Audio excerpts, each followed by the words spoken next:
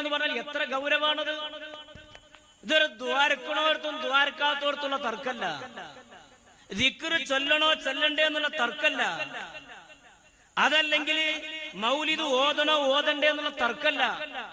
കേരളത്തിലുള്ള മുഴുവൻ സുന്നികളും ജൂതന്മാരാണ്, അവർ മുശ്രിക്കുകളാണ് എന്ന് അടച്ചാക്ഷേപിക്കുമ്പോൾ ഒരാളെ തൂക്കിക്കൊല്ലുമ്പോ എന്തിനാ എന്നെ കൊല്ലണമെന്നുള്ളൊരു അറിയാനുള്ള ബാധ്യത കൊല്ലപ്പെടുന്നാക്കില്ലേ, തൂക്കപ്പെടുന്നാക്കില്ലേ? എന്തിനാണ് എന്നെ തൂക്കുന്നത് എന്ന് തൂക്കപ്പെടുന്ന ആൾ അറിയണ്ടേ? ഇങ്ങനെ ആരോപിക്കപ്പെടുമ്പോൾ ഈ ആരോപണം പറയാൻ മാത്രമുള്ള എന്ത് വിഷയമാണുള്ളത് എന്നതിനെ സംബന്ധിച്ച് മനസ്സിലാക്കണ്ടേ?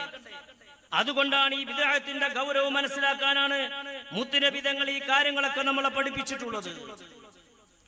മാത്രമല്ല, ഇദ്ദേഹം പിന്നീട് നടത്തിയൊരു പ്രസംഗമുണ്ട്. ആ പ്രസംഗത്തിൽ അദ്ദേഹം പറഞ്ഞൊരു കാര്യമുണ്ട്. കേരളത്തിൽ ഷിയായിസം വരാത്തത് സമസ്ത ഉണ്ടായതുകൊണ്ടാണ്. 4 ദിവസം മുമ്പ് പറഞ്ഞത് സമസ്തക്കാർ മുഴുവൻ ഷിയാക്കളാണ് എന്നാണ്. 2 ദിവസം കഴിഞ്ഞതിന് ശേഷം മൂപ്പർ അതിനൊരു വിശദീകരണം നൽകിയപ്പോൾ അദ്ദേഹം പറഞ്ഞു, കേരളത്തിൽ ഷിയായിസം വരാത്തത് സമസ്ത ഉണ്ടായതുകൊണ്ടാണ്. സമസ്തക്കാരൊക്കെ ദീർഘദൃഷ്ടിയുള്ളവരാണ്, നല്ല തൗഹീദുള്ളവരാണ്.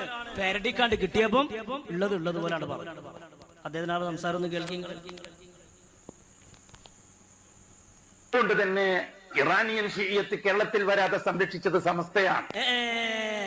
അപ്പൊ യമനിൽ നിന്നുള്ള ഷിയായിസം കേരളത്തിൽ വരാതെ സംരക്ഷിച്ച സംസ്ഥയാണ്. സന്തോഷമായി കാണുമ്പോൾ സർവത്ത് വാങ്ങിത്തരാം. ബാക്കി സമസ്തന്റെ പണ്ഡിതന്മാരുടെ ദീർഘദൃഷ്ടിയാണ്, പൂർവികന്മാരുടെ. അപ്പൊ സമസ്തയുടെ പൂർവികന്മാരായ പണ്ഡിതന്മാരുടെ ദീർഘദൃഷ്ടി കൊണ്ടാണ് യമനിൽ നിന്ന് ഷിയായിസം എങ്ങനെയാണ്ട് ലോഡായിട്ട് വരാത്തത്. ആയിക്കോട്ടെ, സന്തോഷമുണ്ട്. എന്നിട്ട് അവര് യമനിയൻ ഷിയത്തിന്റെ ഭാഗമാണ്, അത്ര കട്ടിയില്ല.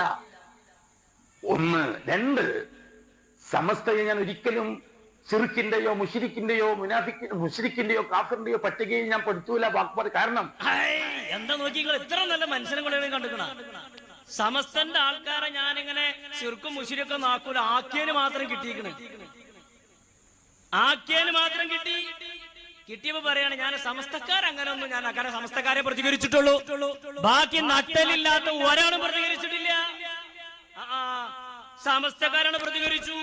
2 പരിപാടിയാണ് വെച്ചു, പള്ളാണ് നിറഞ്ഞു. സമസ്തക്കാരൊന്നും മുശ്രിക്കുകളല്ലാന്ന് തൊള്ളുകൊണ്ടാണ് പറഞ്ഞു. ബാക്കി എനിക്കറിയുന്ന പല പണ്ഡിതന്മാരും പ്യൂർ മുവഹിദുകൾ സമസ്തയിലുണ്ട്. എനിക്കറിയുന്ന ഇപ്പോഴും അറിയുന്ന എന്താന്നറിയോ, എങ്ങനെ പ്യൂർ ഇംഗ്ലീഷ് വാക്ക് അതന്നെ അത്രയും നല്ല ക്ലിയർ ഉള്ള തൗഹീദുള്ള പണ്ഡിതന്മാരെ സമസ്തയിലുണ്ട്. ഇതെന്തെങ്ങനെ പറഞ്ഞു? നിങ്ങളെ കൊണ്ട് പറയിപ്പിച്ചു എന്നൊന്നും ഞങ്ങൾ പറയുന്നില്ല, അത്രയും അഹങ്കാരമൊന്നും നമുക്കില്ല. പക്ഷെ നിങ്ങൾ പറഞ്ഞില്ലേ, അത് മതി. നിങ്ങളെ കൊണ്ട് പറയിപ്പിച്ചു എന്ന് ഞങ്ങൾ പറയണില്ല, പക്ഷെ നിങ്ങൾ പറഞ്ഞു. എന്തുകൊണ്ട് പറഞ്ഞു? ആദ്യം പറഞ്ഞത് കളവായതുകൊണ്ടല്ലേ പിന്നെ തിരുത്തേണ്ടി വന്നത്? ആദ്യം പറഞ്ഞത് കളവല്ലെങ്കിൽ തിരുത്തേണ്ട ആവശ്യമുണ്ടോ? അപ്പൊ സമസ്തക്കാരായ പണ്ഡിതന്മാരും സമസ്തക്കാരായ ആളുകളും മുശ്രിക്കീങ്ങളാണെന്ന് ഞാൻ പറയില്ല. ഓലൊക്കെ ദീർഘദൃഷ്ടിയുള്ളവരാണ്. ഓല ദീർഘദൃഷ്ടി കൊണ്ടാണ് ഇവിടെ ഷിയായിസം വരാത്തത് എന്ന് നിങ്ങൾ പറഞ്ഞെങ്കിൽ അതാണ് സത്യം. അതാണ് ഈ പരിപാടിയുടെ നേട്ടം എന്ന് പറയുന്നത്. നമ്മളാരും ഉണ്ടാതെങ്ങനെ ഇരുന്നാ ഇയാൾ തിരുത്തുവോ?